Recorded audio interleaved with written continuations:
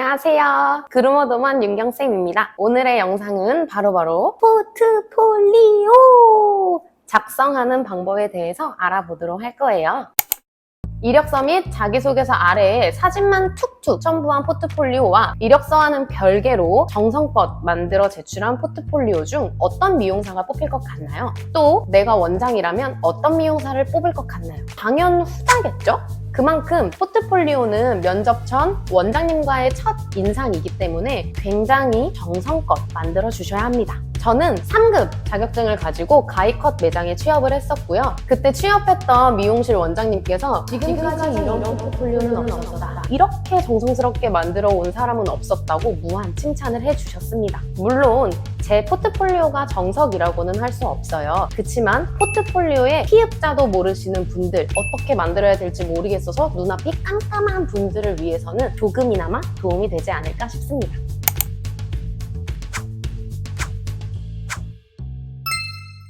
포트폴리오 작성은 어떤 문서로 해도 상관은 없습니다. 저는 PPT로 제작을 했었는데 캔바라는 프로그램을 사용하셔도 괜찮을 것 같아요. 기존에 샘플링 되어 있는 디자인들이 너무너무 많고요. 사진 첨부는 물론 글씨체도 다양합니다. 프로그램 자체 내에 있는 이미지 요소들을 사용할 수 있답니다. 또 로그인만 하면 PC, 모바일 모두 연동되어서 좋더라고요. PPT가 어려운 분들은 이 캔바로 포트폴리오를 만드셔도 너무 괜찮을 것 같아요.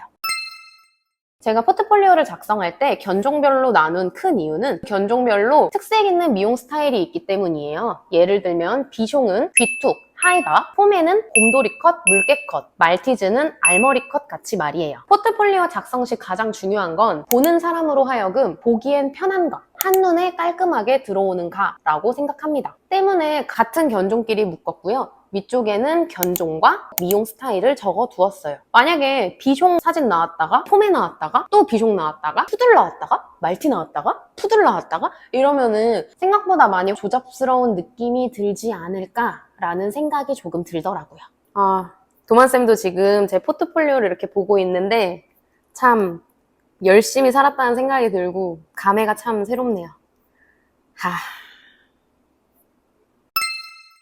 자, 사진 진짜 중요합니다, 여러분. 사진은 정말 다양하게 찍어 놓으셔야 해요. 중요한 건 도장 몇 장만 찍으면 안 된다는 거예요. 정말 다양한 각도에서 많은 사진을 찍으셔야 해요. 카메라 싫어하는 강아지들은 예외가 좀 있겠죠. 그러니까 한마디로 몇십에서 몇백 장 정도는 찍을 수 있는 집념이 아주 필요합니다. 우리 친구들이랑 놀러가서 내 SNS에 사진 올리려고 사진 막 찍을 때 기본 막 몇백 장씩 막 찍잖아요.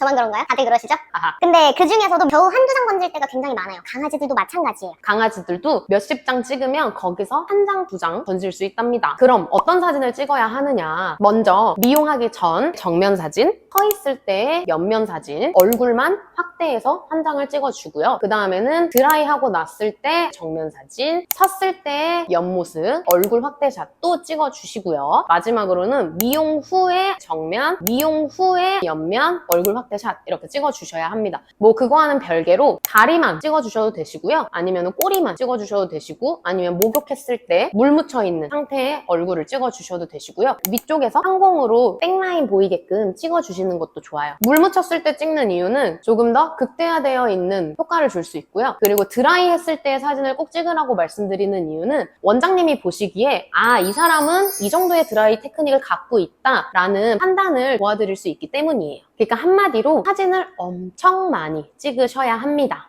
앞다리는 이렇게 자르기 전과 자른 후 사진을 찍을 수도 있고요. 뒷다리 같은 경우에도 이런 식으로 자르기 전, 자른 후 이렇게 보여드릴 수도 있겠죠. 이런 식으로 꼭 얼굴만, 뭐 전신만 찍는 게 아니라 부분, 파트별로 찍는 것도 좋은 방법이라고 생각이 돼요. 학원에서는 시간적인 여유가 샵보다는 굉장히 많잖아요. 그렇기 때문에 사진 찍는 데 조금 더 시간을 할애해 주시면 좋을 것 같아요. 사진이 포트폴리오의 8할 이상은 차지하는 부분이니까요. 그리고 취업했다고 사진 게을리 하시면 안 됩니다. 취업했다고 끝이에요? 다른데 또 취업할 수도 있겠죠. 그리고 지속적으로 나의 포트폴리오는 업데이트 시켜야 합니다. 추가로 나의 홍보를 위해서라도 개인 SNS에 열심히 올려야 하기 때문에 사진은 지속적으로 계속 찍어주셔야 합니다. 그러니까 취업 후에도 사진은 꼭꼭 찍어주세요.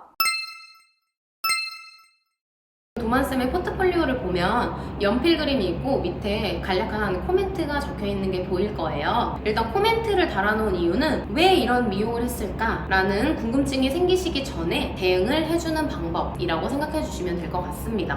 한마디로 밑밥을 까는 거죠. 그래서 이런 알로페시아가 심하여 최대한 커버업해 진행했습니다. 요거는 지금 여기 허리선 쪽이 조금 가위밥이 난 것처럼 빵꾸가 나 보여요. 그래서 이 사람은 빵꾸가 났네? 라고 할 수 있는 그런 의문점을 알로페시아로 덮어드리는 거죠. 그래서 이런 코멘트를 조금 달아주시면 이래서 이러한 미용을 한 거구나, 이 사람은 이런 판단이 가능한 사람이구나 를 원장님께 인식시킬 수 있는 좋은 방법이 됩니다. 저는 면접을 갈 때 포트폴리오를 간략하게 편집해서 프린트를 해갔어요. 원장님께서 제 이력서와 포트폴리오를 미처 준비하지 못하셨을 수도 있기 때문에 혹시 몰라서 뽑아갔는데 정말 준비를 해오지 못하셨던 거예요. 뽑아간 저한테 1차 감동을 받으셨고, 열었는데 제가 보냈던 포트폴리오와 또 다르니까 거기서 2차 감동을 받으셨던 거죠. 면접에 뽑아갔던 포트폴리오는 이렇게 준비를 해갔었네요.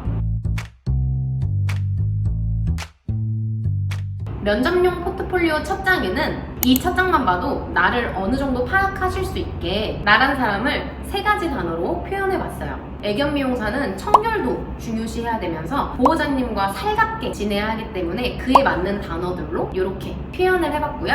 그 다음에는 이력서에 포함되었던 자기소개서를 간략하게 넣었습니다. 아이를 최우선으로 생각하자. 가장 중요한 마인드죠. 미용의 끝은 어디일까요? 항상 지속적으로 자기개발을 하겠다는 이야기를 담았습니다. 자, 그 다음에는 자기개발이라는 파트에 자격증이랑 공부했던 부분을 좀 첨부를 했었어요. 이거는 본래 포트폴리오에 넣었던 구간이 아니라서 추가적으로 업데이트를 한 거고요. 이만큼 미용에 열정이 있는 사람이에요! 라고 알려드리는 겁니다. 저는 학원생 때 유튜브도 정말 열심히 보면서 공책에 필기도 했었고요. 학원에서 배운 것들을 메모장에 적어두기도 했었어요. 이 부분도 플러스 점수를 얻기 위해서 깨알같이 포트폴리오에 넣어주었답니다. 도만쌤이 직접 했던 포트폴리오인데요. 아니, 포트폴리오래. 그루밍.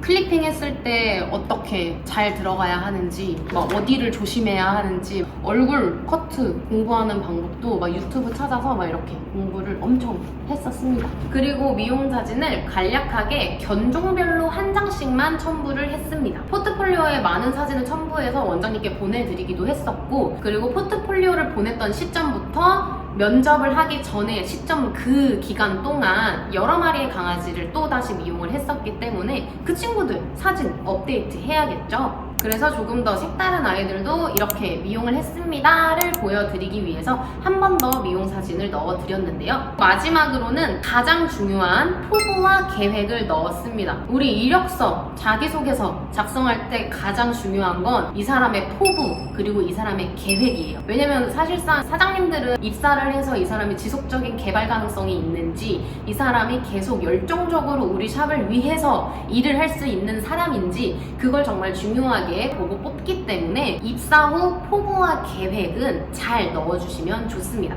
도만쌤의 포부 및 계획은 이렇게 적혀 있는데요. 원장님께 많은 것을 배우며 펫 아로마 테라피를 나누고 싶습니다. 이 부분은 이 샵이 아로마 테라피를 이미 하고 있던 샵이었기 때문에 제가 이 점은 콕 집어서 넣었고요. 2번 펫 아로마 테라피 1급 과정과 펫 스타일리스트 2급을 준비하면서 자기 개발에 힘쓰겠습니다.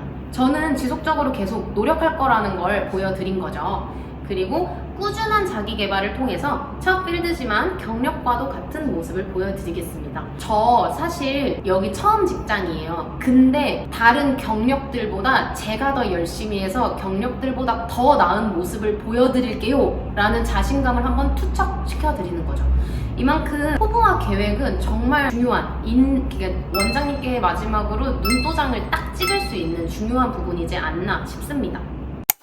이상 도만쌤의 포트폴리오를 보았는데요. 취업을 준비하시는 분들께 꼭 도움이 되는 영상이었으면 좋겠습니다. 자, 그런데 만약 선생님 저는 PPT 제작이 정말 너무너무 힘든데 어떡하죠? 하시는 분들이 계실 수도 있을 거예요. 일단 그래도 한번 유튜브라도 검색을 해서 찾아봐 보시는 게 좋지 않을까요? 내가 취업하기 위한 건데 그 정도의 노력은 해야 한다고 생각을 합니다. 우리 강아지도 미용하는 사람인데 그 정도는 노력할 수 있잖아요. 그죠? 하지만 그 자체도 너무 어렵다면 최대한 정성껏 만들어주세요. 뭐 내가 지금 컴퓨터를 할 수 없는 상황일 수도 있잖아요. 그럼 사진 뽑고 붙이고 꾸며서 제출해야죠. 그리고 정성껏 만든 포트폴리오는 조금은 서툴더라도 차이가 다 나요. 원장님들은 다 아실 거예요. 뭐 이런 기술, 뭐 이런 디자인적인 테크닉은 없더라도 정말 정성껏 만들어주시면 그 진심은 분명히 닿을 겁니다. 또 어떤 샵은 뭐 지정된 이력서 양식이 있을 수도 있어요. 그래도 나만의 개성 있는 포트폴리오를 준비를 해 놓는다면 취업을 할 때 많은 도움이 되겠죠? 다음 영상은 면접 잘 보는 법, 첫인상 잘 심는 법, 이력서, 자기소개서, 포트폴리오에 절대 해선 안 되는 것들에 대한 영상을 담아보도록 할 거니까요. 그때까지 또 기다려주시고요. 오늘 영상이 도움되었다면 구독, 좋아요, 알림 설정까지 부탁드려요. 안녕!